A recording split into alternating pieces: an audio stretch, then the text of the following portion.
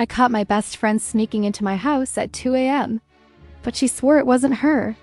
I've lived alone for 3 years, so any noise past midnight instantly activates my inner horror movie protagonist. So when I heard footsteps at 2 a.m. slow, careful inside my house, I grabbed the nearest weapon, a broom with questionable structural integrity.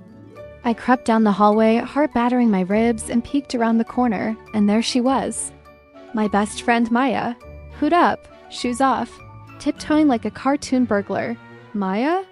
I whisper-yelled. She froze, turned slowly, eyes wide like she'd been caught stealing government secrets. "Oh good, you're awake," she said, as if we were discussing brunch plans and not her breaking into my home. "What are you doing in my house at 2 a.m.? She blinked. "This isn't what it looks like. It looks like you're sneaking into my house." "Okay. Maybe it is what it looks like, but it's not me." I stared at her.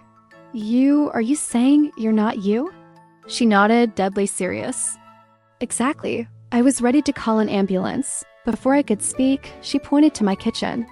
I heard noises too. That's why I came. Someone else is here. Now I love Maya, but she is the human embodiment of chaos. So the idea of her crawling through my window to help felt on brand. But the idea of a third intruder? Not comforting. We both turned toward the kitchen where a faint rustling echoed. I gripped my broom tighter. Maya grabbed a frying pan off my counter like she was preparing for culinary warfare.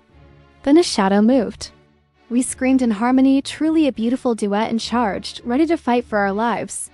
What we found was my cat sitting inside a grocery bag, rustling it proudly like he was announcing his Broadway debut. I exhaled, shaky. "So, the intruder is my cat." Maya lowered the pan. "Oh, thank God." For a second I thought I was sleepwalking again. Again? She winced. "Okay, so last week I woke up in your driveway. I thought maybe I'd wandered here in my sleep tonight too. That's why I came through the window instead of knocking. I didn't want you to think I was creepy." I stared at her. "You crawled through my window to avoid seeming creepy." She nodded earnestly. "Exactly, see? Logic." I buried my face in my hands. "Maya, you could have died. Or I could have hit you with this broom." She shrugged. "Worth it.